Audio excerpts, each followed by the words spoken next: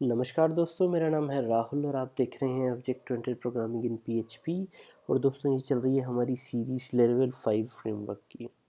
और दोस्तों, आज की हमारे इस वीडियो में हम लोग बात करेंगे रूट्स डॉट पीएचपी की। तो रूट्स डॉट पीएचपी क्या होती है? बेसिकली वैसे तो ये एक बहुत इम्पोर्टेंट फाइल है आपके लेवल फ्रेमवर्क के अंदर, क्योंकि जब भी आप कोई यूआरएल हिट करते हो, मान लीजिए आपने जो डिफ़ॉल्ट यूआरएल भी हम लोग एक्सेस करते हैं ना, बेस पब्लिक लिखा है हमने, स्लैश कुछ भी नहीं लगाया है, तो ये भी जब हम जो रूट हमारा होता है बेस यूआरएल, उसको भी जब हम एंटर करते हैं, कोई भी रिक्वेस्ट हम लोग जाती है, इस पर गेट जाती है, पोस्ट जाती है, किसी भी तरह की कोई रिक्वेस्ट जाती है, तो वो सबसे पहले हिट करता है राउटर को। इसका जो राउटर है वो रूट्स रूट्स बेसिकली क्या है, जो आपके यूआरएल्स है ना, आपका बेस यूआरएल है या स्लैश एडमिन अगर हम एंटर करते हैं, या डैशबोर्ड हम जैसे बनाते हैं, कुछ भी हम लोग बनाते हैं, तो जो भी यूआरएल्स होते हैं उसकी एंट्री होती है रूट्स डॉट पीएचपी में। अभी तक आपने क्या देखा होगा, अगर आप कोऑर्डिनेटर करके आ रहे हैं या उस टाइप का कोई फ्रेमवर्क है, तो वहाँ पे क्या होता है कि आपके जो कंट्रोलर और मेथड का नाम है उससे आपका यूआरएल डिफाइन होता है, कि आपको जो, जैसे हमने अभी किया था कोऑर्डिनेटर में, एडमिन नाम का हमने एक कंट्रोलर बनाया था, उसमें इंडेक्स मेथड था, तो हम लोग अपना base path coordinator slash admin देते थे, तो वो इंडेक्स मेथड कॉल हो जाता था। या अगर डैशबोर्ड था तो एडमिन कंट्रोलर में हम लोगों ने डैशबोर्ड नाम का मेथड बनाया था, और यूआरएल हम लोग हिट करते थे स्लैश एडमिन स्लैश डैशबोर्ड, तो वो आ जाता था। लेकिन यहाँ पे वैसा बिल्कुल नहीं होता। यहाँ आपके पास पूरी फ्लेक्सिबिलिटी है कि आपका यूआरएल का नाम जो चाहे हो सकता है। और मेथड जो है आपका, वो किसी भी कंट्रोलर का कोई भी मेथड हो सकता है, वो आपके पास पूरी फ्लेक्सिबिलिटी है। और उससे बड़ी बात क्या है कि यहाँ पे आपके पास कंट्रोलर है ही नहीं। कोई कंट्रोलर आपने बनाया ही नहीं, कोई मेथड नहीं बनाया, फिर भी आप चाहो तो वो यूआरएल आपका काम करेगा। बेसिक फंक्शनलिटी जैसे होती है, मान लीजिए जो इसका एग्जांपल है, जब आपने बाय डिफ़ॉल्ट इंस्टॉल किया हम लोगों ने, जैसे अपने प्रोजेक्ट में ये लेवल का हम लोगों ने फ्रेमवर्क इंस्टॉल किया, तो बाय डिफ़ॉल्ट आपने देखा होगा पब्लिक पे जब हम लोग एंटर करते हैं तो लेवल 5 लिखा हुआ है, ये व्यू लोड हो रहा है हमारा। ये कैसे हो रहा है? आप रूट्स डॉट पीएचपी में जाओगे तो रूट गेट, जो ये आ रहा है आपका रूट गेट स्लैश स्लैश, यानी कि आपका ये बेस यूआरएल, जो आपका बेस यूआरएल होता है, जो रूट डायरेक्टरी हो गई, जो पब्लिक है, उसके आगे हम लोगों ने कुछ एडमिन डैशबोर्ड वगैरह कुछ नहीं लगाया, तो उसके लिए सिर्फ स्लैश होता है रूट के लिए। उसके आगे आपने क्लोजर फंक्शन पास किया है और उसमें से व्यू रिटर्न करा दिया डायरेक्टली। और इसको कंफर्म करने के लिए आप देख लो, आपके पास कोई भी जो कंट्रोलर्स का फोल्डर है उसके अंदर कोई भी कंट्रोलर नहीं बना है। ये टेस्ट कंट्रोलर मैंने बनाया था, इसमें भी सिर्फ फाइल बनी हुई है, इसमें कुछ है नहीं, इसको मैं भी डिलीट कर देता हूँ फिलहाल तो। ओके, ये मैंने डिलीट कर दिया, डोंट सेव। और बाय डिफ़ॉल्ट एक कंट्रोलर बना हुआ आता है आपका, इसमें भी कोई मेथड नहीं बना हुआ, कुछ नहीं बना हुआ। हम्म और फिर भी आपका व्यू लोड हो रहा है, या व्यू लोड करा रहा है, ये वेलकम आप यहाँ देखेंगे इसके व्यूज़ में, जब हम जाते हैं रिसोर्सेज में, रिसोर्सेज, व्यूज़, और welcome dot blade dot P H P. अब ये dot blade dot P H P क्या है, ये हम लोग बाद में समझेंगे। ब्लेड मैं आपको ऐसे थोड़ा सा बता देता हूँ। ब्लेड जो है इसका टेम्पलेटिंग इंजन है, उसके बहुत सारे फीचर्स इसमें आप काम आते हैं, वो हम लोग वो ये बाद में करेंगे, वो भी अपने आप में बहुत बड़ी चीज़ है। तो ये देखिए, ये आपको जो व्यू है वेलकम का, इसमें इसकी सी एस एस दी है और टाइटल दिया है। और ये सब है, जो भी है। ये व्यू आपका लोड हो रहा है आपके यहाँ से। मतलब इसका बेनिफिट क्या है कि अगर आपको कोई वन लाइनर टाइप के लगाने हैं, जैसे ये सिंगल व्यू हम लोग रिटर्न करा रहे हैं, तो इसके लिए ज़रूरी नहीं है कि आपको एक कंट्रोलर बनाना है, उसके अंदर एक मेथड बनाना है, बेफालतू की फाइल्स बनाने की ज़रूरत नहीं है एक्स्ट्रा। पहले इसमें बहुत सारी फाइल्स बनती हैं, तो और एक्स्ट्रा बनाने की ज़रूरत नहीं है। ये आप डायरेक्टली यहाँ से करा सकते हो, या फिर इसका एक और जो अच्छा मेरे को वो मिलता है एग्जांपल, या जो मैं यूज़ करता हूँ बहुत बार, मान लीजिए रीडायरेक्ट कराना है, मेरा मेरा क्या है, जो मेरी हैबिट है, जिस तरह से मैं करता हूँ, मान लीजिए अगर रूट गेट करते हैं हम लोग, स्लैश एडमिन हम लोगों ने लगा के रखा है। हम्म, और इसमें मैं फंक्शन पास कर देता हूँ, एक क्लोजर फंक्शन, और इसमें से मुझे बेसिकली क्या करना है, रिटर्न करना है रीडायरेक्ट, डायरेक्टली रिडायरेक्ट क्या करना है, एडमिन पैनल पे। वहाँ पे फिर मैं चेक करता हूँ यूज़र लॉगिन है तो एडमिन पैनल से, या मान लो डैशबोर्ड पे, इस तरह से एडमिन डैशबोर्ड पे रिडायरेक्ट करता हूँ, और डैशबोर्ड पे पहले चेक हो जाता है कि लॉगिन है तो ठीक है, नहीं तो लॉगिन पेज पे रिडायरेक्ट कर देते हैं वहाँ से। तो सिर्फ इस एडमिन, जैसे ये स्लैश एडमिन पे सिर्फ मुझे रिडायरेक्ट करना है, उसके लिए मुझे एक अलग से एडमिन कंट्रोलर या कुछ ऐसा कंट्रोलर बनाने की ज़रूरत नहीं है। उसमें फिर मैं मेथड बनाऊँ वहाँ से रिडायरेक्ट करूँ, सॉरी, उसकी बजाय डायरेक्टली मैं यहीं से रूट स्टोर PHP में से उसको रीडायरेक्ट कर देता हूँ। तो इस तरह के फंक्शंस है। कई बार आपको जेसन बनाना है तो आप यहाँ पे डायरेक्टली एक मॉडल बना के, मॉडल तो बना हुआ होगा आपका, मॉडल से आप कॉल करके और जेसन रिटर्न कर देते हो डायरेक्टली, अगर आपके रिसोर्सेज जैसे होते हैं ना APIs वगैरह के लिए, तो वो भी आपके काम आ सकता है। मतलब जो छोटी छोटी चीज़ें हैं उसके लिए आपको कंट्रोलर मेथड बनाना ज़रूरी नहीं है, वो आप यहीं से कर सकते हो डायरेक्टली, और वो URL आपका बाकायदा काम करेगा। ठीक है। और अब हम इसको समझते हैं थोड़ा सा डिटेल में, ये है क्या फंडा। रूट गेट क्या है, ये बेसिकली एक स्टैटिक मेथड कॉल किया हुआ है हमने क्लास पे, रूट नाम की क्लास है, इसमें हम लोगों ने एक गेट मेथड कॉल किया है, स्टैटिक मेथड, ठीक है, जो कि 2 पैरामीटर लेता है, जिसमें से पहला है URL जो आप चाहते हो, मान लीजिए स्लैश एडमिन मैंने कर दिया, ठीक है, और दूसरा है जो हम एक क्लोजर फंक्शन इसमें पास करते हैं, ठीक है, इस तरह से। और इसको हम लोग चेक कर लेते हैं, यहाँ से मैं रिटर्न कर देता हूँ एडमिन URL, बस इतना ही बहुत है, एडमिन URL, ठीक है। अब मैं अपने पेज पे जाके पब्लिक स्लैश एडमिन करता हूँ, देखिए एडमिन URL यहाँ पे लिखा हुआ आ गया, ठीक है। अब आप ये पूछोगे कि अब अगर हमें कंट्रोलर करना है कॉल, तो उसके लिए भी ये जो हमने क्लोजर फंक्शन कॉल किया था, इसकी जगह पे आप कंट्रोलर का नाम दे दो, मान लीजिए एडमिन कंट्रोलर @ लगता है यहाँ पे, मैं साइज़ थोड़ा सा और बड़ा कर लूँ और इसको हाइड कर देते हैं 2 मिनट। उसके मेथड का नाम, जैसे मान लीजिए इंडेक्स, या फिर डैशबोर्ड जो उसमें मेथड होगा, या फिर टेस्ट, जो भी है, इंडेक्स हम लोग करते हैं यहाँ पे, ठीक है, इंडेक्स। और अब हमें बनाना पड़ेगा एडमिन कंट्रोलर, तो HTTP कंट्रोलर्स के अंदर हमें अपना कंट्रोलर बनाना है, न्यू फाइल एडमिन controller.php। अब यहाँ पे आपने देखा होगा कि मैं यहाँ पे कंट्रोलर के नाम में एडमिन कंट्रोलर लगा रहा हूँ।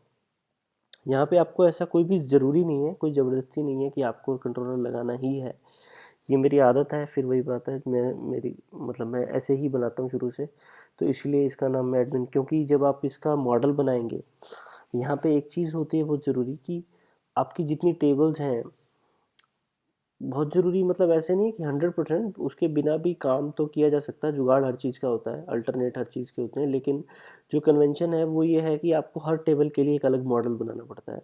तो एडमिन वाली जो टेबल होगी उसके लिए भी हमें एक मॉडल बनाना पड़ेगा, सॉरी, तो उसका नाम मैं एडमिन दूंगा, ठीक है। और एडमिन नाम का ही मॉडल, एडमिन नाम का ही कंट्रोलर, तो वो कन्फ्यूज़न ना हो फाइल नेम्स में, कई बार फाइल्स बहुत सारी ओपन की होती हैं बंदे ने, तो उस टाइप की प्रॉब्लम कई बार हो जाती है, तो उसको थोड़ा सा अवॉइड करने के लिए, या वैसे भी कह लो कि आदत हो गई है अब तो, मेरे जितने कंट्रोलर्स मैं बनाता हूँ उनके सबके नाम मैं इस तरह से एडमिन कंट्रोलर, यूज़र्स कंट्रोलर, इस टाइप से, मतलब कंट्रोलर उसमें लगा के रखता हूँ। मेरा कहने का पर्पस ये है बताने का कि यहाँ पे ज़रूरी नहीं है, अगर आप चाहो तो ना लगाओ, कुछ भी जो नाम आप चाहो वो दे सकते हो, ठीक है। ये यहाँ पे हमने फाइल बनाई एडमिन कंट्रोलर डॉट PHP, उसमें फिर हम लोगों को डिफाइन करना है नेम स्पेस, ठीक है। नेम स्पेस कौन सा है हमारा, बाय डिफ़ॉल्ट जो इसका नेम स्पेस होता है वो होता है ऐप HTTP कंट्रोलर्स, तो बाय डिफ़ॉल्ट जो ये हमारे कंट्रोलर उठाएगा वो इस पाथ में से उठाएगा, तो हमें यहाँ पे डिफाइन करना है app/http/controllers, ठीक है। उसके बाद हम बनाते हैं इसमें class admin controller x tends controller, जो कि हमारे, जो हमें बेस कंट्रोलर बना के मिला हुआ है यहाँ पे, कहाँ गया, मैं इसको हाइड कर देता हूँ, थोड़ी छोटी पड़ रही है जगह मुझे, इस तरह से। Class admin controller x tends controller, इसमें फिर हम लोग बनाएंगे पब्लिक फंक्शन और इंडेक्स, पब्लिक फंक्शन इंडेक्स। यहाँ से फिर आप बेशक रिटर्न व्यू करा दो, पहले हम लोग इको करा देते हैं यहाँ पे, echo index method from admin controller. ठीक है, अब मैं इसको यहाँ पे हम लोगों ने डिफाइन कर दिया स्लैश एडमिन पे हम लोगों को एडमिन कंट्रोलर का इंडेक्स मेथड हिट करना है। तो अब जब मैं यहाँ पे स्लैश एडमिन लगाऊंगा तो देखिए चेंज हो गया हमारा, यहाँ पे index method from admin controller ये कॉल हो रहा है। तो आप यहाँ पे चाहो तो क्लोजर फंक्शन दे दो, अगर आपका 1-2 लाइन का कोड है वो आपका यहाँ से काम हो जाएगा। अदरवाइज़ अगर आपका बड़ा कोड है, नॉर्मल आपका कंट्रोलर फंक्शन बनाना है आपको, तो वो इस तरह से कंट्रोलर का नाम @ मेथड का नाम, यहाँ पे सेकंड पैरामीटर आप देते हो।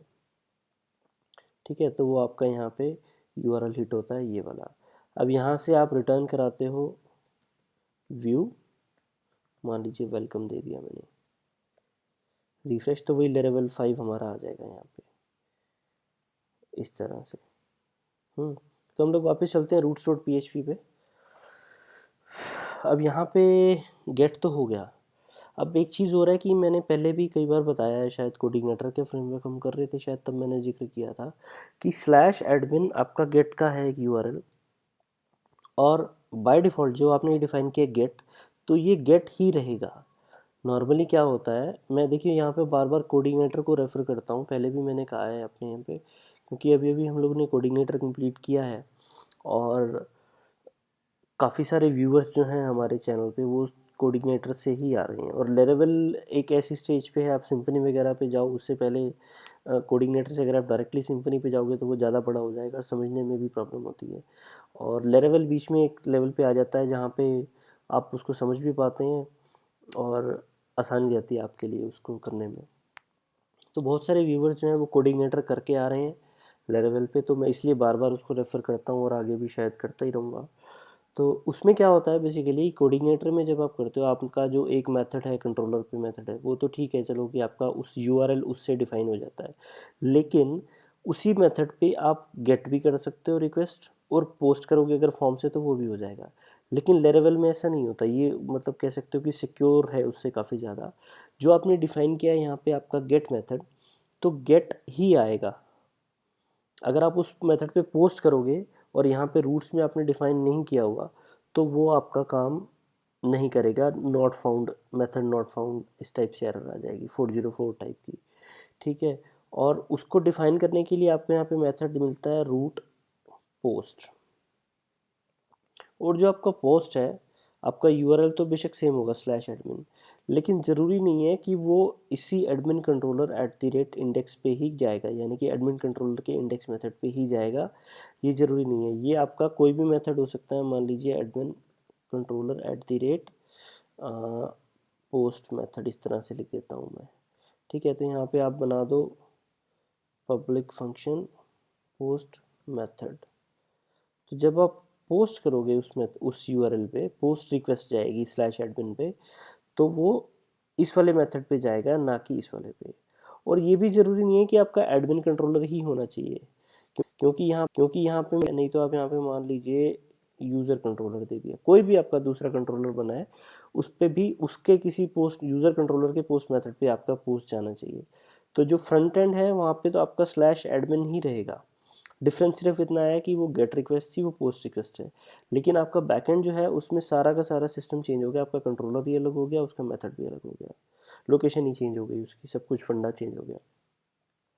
इसी तरह से गेट और पोस्ट के जैसे आपको यहाँ पे मिलते हैं पुट और डिलीट,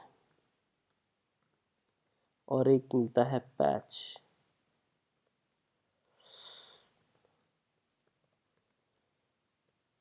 और ये पुट पैच और डिलीट क्या होते हैं, ये बेसिकली आपके चलते हैं एपीआईज, जब आप बनाते हो रेस्ट एपीआईज खास तौर पे, तो वहाँ पे आपके काम आते हैं। वो तो खैर एपीआईज तो हम लोग अभी डिस्कस नहीं कर रहे हैं, तो लेकिन मैं आपको बता रहा हूँ कि ये चीज़ें यहाँ पे अवेलेबल हैं। ठीक है, इस तरह से। और इसके बाद नेक्स्ट आइटम आती है हमारी कि अगर आपको कोई, ये पोस्ट वाला मैं भी हटा देता हूँ, या एक काम करते हैं बाकी सारा ही हटा देते हैं फ़िलहाल, इससे ऊपर का भी कमेंट्स भी डिलीट कर देंगे। ठीक है, तो ये हमारा हो गया गेट, पोस्ट हो गया। उसके बाद बारी आती है कि हम लोग इसमें पैरामीटर्स कैसे पास करते हैं, यानी कि है तो वैसे ही आप /admin/123 लगाओगे तो ऐसे ही आपको यहाँ पे रिसीव होगा, लेकिन जब आप यहाँ ये कर रहे हो, आपने यहाँ पे डिफाइन नहीं किया, तो आपका यहाँ पे क्या आ रहा है, HTTP नॉट फाउंड एक्सेप्शन। अगर आपको पैरामीटर रिसीव करना है तो वो भी आपको यहाँ पे डिफाइन करना पड़ेगा, तभी आपको रिसीव होगा। जैसे फिर वही बात आती है कोऑर्डिनेटर की, उसमें आपका मेथड है, कंट्रोलर है, तो उसमें बाय डिफ़ॉल्ट स्लैश लगा के अगर आप कुछ एंटर करोगे तो वहाँ पे एज ए पैरामीटर रिसीव हो जाता है। लेकिन यहाँ पे ऐसा नहीं है, बहुत सिक्योर टाइप का सिस्टम है, बहुत स्ट्रिक्ट है। जैसे इंडियन मिलिट्री की हम लोग बात करते हैं यहाँ पे इंडिया में, कि बहुत स्ट्रिक्ट रूल्स होते हैं, उनके रेगुलेशंस होते हैं कि सुबह 4 बजे उठना है तो 4 बजे उठना है, उस टाइप से ना। तो यहाँ पे भी वैसा ही है, अगर आपको URL/admin चाहिए तो /admin ही होना चाहिए, गेट चाहिए तो गेट ही होना चाहिए। आप गेट टाइप की रिक्वेस्ट में /admin चलाओगे तो चलेगा, अगर आपने एडमिन के साथ में /123 लगा दिया तो नहीं चलेगा, उसको आपने गेट से पोस्ट कर दिया तो नहीं चलेगा। जो आपने यहाँ पे लिखा है एग्जैक्टली वैसा ही चाहिए। वो ऑप्शन भी है आपके पास कि अगर आप यहाँ चाहो कि ऑप्शनल चाहिए, वो भी मैं बताता हूँ अभी आगे। वो भी होता है ऑप्शनल पैरामीटर्स का, कि हो तो भी हिट हो, नहीं हो तो भी हिट हो, वो भी होता है। लेकिन अगर आप नहीं चाहते तो नहीं, मतलब होगा वो जो आपने इसमें रूल्स डिफाइन कर दिए, जो आपने URLs डिफाइन कर दिए, रूट्स जो हम कहते हैं रूट्स डिफाइन कर दिए, वो रूट्स ही चलेंगे, उसके अलावा कोई सा काम नहीं करेगा। ठीक है, तो यहाँ पे ये हम लोगों ने देख लिया। इसके बाद जो पैरामीटर हम लोग पास करते हैं वो यहाँ पे स्लैश और करली ब्रेसेस में आप यहाँ पे देते हो। मान लीजिए हमने दे दिया नंबर, और जो ये आपको रिसीव होता है वहाँ पे एडमिन कंट्रोलर का मान लो इंडेक्स मेथड है, तो यहाँ पे आपको डॉलर उसी नाम का वेरिएबल बनाना पड़ेगा, जैसे यहाँ पे हम लोगों ने दिया नंबर।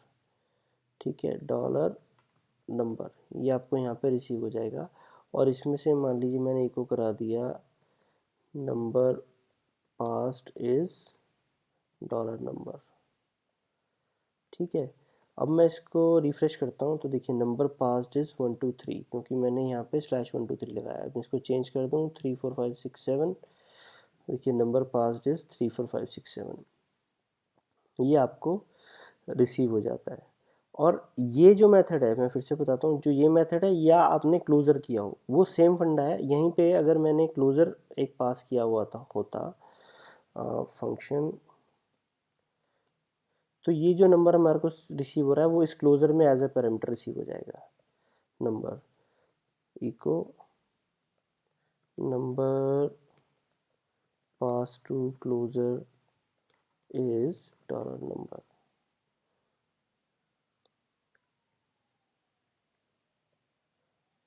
ठीक है, अब मैं रिफ्रेश करता हूँ तो देखिए number pass to closure is 3 4 5 6 7।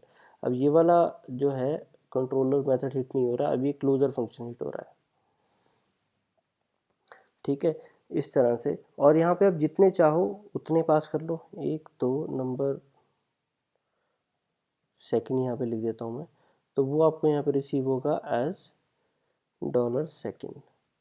और यहाँ लिख देते हैं second number is dollar second. और देखिए अब क्या होगा, अब यहाँ पे हमारे को रिसीव कर रहे हैं हम लोग 2 पैरामीटर्स। अब मैं इसको रिफ्रेश करूँगा, सॉरी, तो क्या आता है, नॉट फाउंड एक्सेप्शन। जैसे मैंने बताया ना कि स्ट्रिक्ट बहुत है, यहाँ पे आपको 2 पैरामीटर्स चाहिए तो 2 ही आएंगे, तब ये URL मैच होगा, नहीं तो नहीं होगा। अब आप यहाँ पे सेकंड पैरामीटर पास करोगे, मान लीजिए /32145, तो ये चल जाएगा number pass to closure is this and second number is this, इस तरह से। और एक और चीज़ है इसमें कि आप, जो मैं अभी कह रहा था कि ऑप्शनल पैरामीटर्स की ये हो भी सकता है, नहीं भी हो सकता, तो वो लास्ट वाला जो आपका पैरामीटर है, देखिए बीच वाला तो ऑप्शनल हो नहीं पाएगा, अगर नहीं होगा तो पीछे वाला आगे हो जाएगा, वो फिर बिगड़ जाती है सिमेट्री। तो लास्ट वाला जो आपका पैरामीटर है उसको आपको कुछ नहीं करना है, सिंपली यहाँ पे लगाना है क्वेश्चन मार्क। करली ब्रेसेस क्लोज होने से पहले उसके नाम के साथ आपको क्वेश्चन मार्क लगाना है। तो अब क्या होगा, अगर आपके पास एक पैरामीटर है तो भी ये चलेगा और दो पैरामीटर हैं तो भी चलेगा, क्योंकि सेकंड वाला ऑप्शनल है। अगर सेकंड वाला नहीं होगा तो भी चलेगा, अगर होगा तो भी चलेगा। अब देखिए मैं यहाँ पे क्या करता हूँ, सेकंड पैरामीटर हटा देता हूँ, सिर्फ फर्स्ट पैरामीटर के साथ एंटर करते हैं। तो यहाँ पे मेरे ख्याल से एरर भी आएगी। क्यों आएगी? मिसिंग आर्गुमेंट 2 फॉर क्लोजर, यानी कि यहाँ पे हम लोग रिसीव कर रहे हैं सेकंड पैरामीटर लेकिन हमें मिल नहीं रहा। तो इसकी हम लोग एक दे देते हैं डिफ़ॉल्ट वैल्यू, यानी कि ब्लैंक। अब मैं रिफ्रेश करता हूँ तो देखो हो गया। Number pass to closure is 3 4 5 6 7। Second number is, क्योंकि हम लोगों ने यहाँ पे कुछ पास नहीं किया और यहाँ पे बाय डिफ़ॉल्ट आ रही है सेकंड पैरामीटर की वैल्यू नल, तो इसीलिए से यहाँ पे कुछ भी हमें इको नहीं हो रहा सेकंड नंबर पे, लेकिन हमारा मेथड काम कर रहा है। यहीं अब हम दूसरा सेकंड पैरामीटर अगर डाल देते हैं, मैंने अल्फ़ाबेट्स डाल दिए कुछ, तो ये देखिए number pass to closure is this and second number is this, ये जो भी एफ टी के जी पे जी जो भी आ रहा है, ठीक है। और ये हो गया। इसके बाद अच्छा एक और रिस्ट्रिक्शन भी आप लगा सकते हो इसमें। देखिए मैंने बोला कि अगर आप चाहते हो इसमें आप लोग रेजेक्स भी लगा सकते हो। रेजेक्स इन द सेंस कि जो आपका फर्स्ट पैरामीटर है वो नंबर ही होने चाहिए, या सेकंड है वो, ये मैं अभी काम करता हूँ, यहाँ पे एक ही रखते हैं फ़िलहाल, दूसरा हटा देता हूँ और उस पर आपको बताता हूँ। मान लीजिए जैसे अभी हम लोग एंटर कर रहे हैं नंबर, मैंने यहाँ पे हमारा जो लॉजिक है, जो हमारा प्रोग्राम है, वो कह रहा है number pass to closure is this, यानी कि इसके हिसाब से यहाँ पे इसको नंबर ही मिलेगा। लेकिन अगर हम यहाँ पे मान लीजिए स्लैश लगा के मैंने राहुल लिख दिया, number pass to closure is Rahul, ये अनडिफाइंड वेरिएबल मेथड से सॉरी सेकंड आ रहा है क्योंकि मैंने यहाँ पे इको करा के रखा है। इसको मैं हटा देता हूँ, पैरामीटर में से हटा दिया था लेकिन इको में से नहीं हटाया था, इसलिए यहाँ पे आया एरर एक्सेप्शन। तो रिफ्रेश करते हैं तो number pass to closure is Rahul, लेकिन राहुल कोई नंबर नहीं होता। उसके लिए आप लोग यहाँ पे रेजेक्स लगा सकते हो। रेजेक्स क्या होती है? जो रेगुलर एक्सप्रेशंस है ना, उसके लिए क्या होता है, यहाँ पे आप मेथड चेनिंग करते हो वेयर कंडीशन लग जाती है आपके यूआरएल में। अभी तक आपने जो देखी होगी सिर्फ वो डाटाबेस में देखी होगी, where this is equal to this या लाइक टाइप की। तो यहाँ पे जो रेगुलर एक्सप्रेशन लगती हैं आपके यूआरएल पे भी लग जाती हैं कि आपका जो मान लीजिए जो पैरामीटर पास हो रहा है आपका नंबर, वो नंबर ही होना चाहिए। उसके लिए आप क्या लगाओगे, यहाँ पे फर्स्ट पैरामीटर आप देते हो, या इसको एज एन अरे ले लेते हैं हम, क्योंकि हम लोगों को अगर मल्टीपल, हम जैसे दो पैरामीटर्स थे तो उसमें हम की वैल्यूज पेयर्स अरे में मल्टीपल दे देते हो। इसकी जो की होती है वो होता है इसका नाम जो आपने यहाँ पे दिया है नंबर, ठीक है। उसके बाद जो उसकी वैल्यू होती है वो होती है रेजिक्स, यानी कि जैसे 0 to 9 और प्लस, यानी कि नंबर 0 से 9 के बीच में नंबर हो सकते हैं, कितने भी हो सकते हैं। अब मैं इसको रिफ्रेश करता हूँ, नॉट फाउंड HTTP एक्सेप्शन, क्योंकि मैंने यहाँ पे लिखा है राहुल। अब मैं यहाँ पे अगर नंबर डाल दूँ तो ये चल जाना चाहिए। देखिए तो number pass to closure is 1 2 3 4 5। तो जिस तरह से आप चाहो, जितना चाहो अपने यूआरएल्स को आप कंट्रोल कर सकते हो, कैसा होना चाहिए कैसा नहीं होना चाहिए, गेट होना चाहिए, पोस्ट होना चाहिए, पुट होना चाहिए, डिलीट होना चाहिए, सब कुछ A to Z आप इसमें कंट्रोल कर सकते हो। इतना अब इससे आपको मेरे ख्याल से आइडिया लग जाएगा कि लेरेवल कितना पावरफुल फ्रेमवर्क है। सिर्फ ये तो अभी एक फाइल है हमारी roots.php की, और मेरे ख्याल से ज़्यादा नहीं तो 15-20 मिनट तो प्यार से हो गए हैं इसको कवर करने में, और अभी और भी बाकी है। मुझे लगता नहीं कि आज के इस वीडियो में कवर हो पाएगा, मैं नहीं चाह रहा हूँ आगे ज़्यादा छेड़ूँ। अभी आप इसको इतना समझो, इसके आगे और भी चीज़ें हैं जो roots.php में आएंगी, कल देखेंगे फिर हम लोग उसको। और एक बार फिर से मैं रिव्यू कराता हूँ आपको। इसमें आप गेट के मेथड यूज़ करते हो, पोस्ट के करते हो जो हमारे सबसे ज़्यादा यूज़ होते हैं। उसके अलावा पुट, पैच और डिलीट होते हैं जो APIs के लिए होते हैं, उसको हम लोग अभी टच नहीं कर रहे हैं, ठीक है। उसके बाद इसमें आपके पैरामीटर्स हो गए, क्लोजर फंक्शंस हो गए, एनोनिमस फंक्शन कह लो जिसको आप, और कंट्रोलर के मेथड्स हो गए, ये सब आपके roots.php में कवर होते हैं। इसके बाद हम लोग देखेंगे आगे रूट ग्रुप्स होते हैं इसमें, और नेम्ड रूट्स भी होते हैं, और रूट रिसोर्सेज भी होते हैं ना, बहुत सारी चीज़ें होती हैं, वो देखेंगे हम लोग आगे कवर करेंगे। और अभी के लिए इतना ही। उम्मीद करता हूँ कि आपको समझ में आया होगा। अगर नहीं आया कुछ भी तो आप प्लीज़ कमेंट्स में छोड़िए, और आपका कोड साथ में डालें अगर कोई एरर आती है, क्योंकि उसके बिना मैं नहीं देख पाता हूँ कुछ समझ पाना। सिर्फ एरर के नाम से नहीं पता लगता, कोड को देखे बिना। तो अगर आपको कोई एरर आती है तो आप अपने कोड के साथ कमेंट में पोस्ट करें। कोई क्वेरीज हैं, कोई डाउट्स हैं, तो आप कमेंट में अपने क्वेश्चन छोड़ें, मैं रिप्लाई ज़रूर दूंगा। और आपको वीडियो पसंद आया तो उसे लाइक ज़रूर करें, कमेंट्स करें, शेयर करें, और हमारे नए वीडियोस के लिए सब्सक्राइब करें हमारे यूट्यूब चैनल पे। मिलते हैं नेक्स्ट वीडियो में, तब तक के लिए बाय बाय, नमस्कार।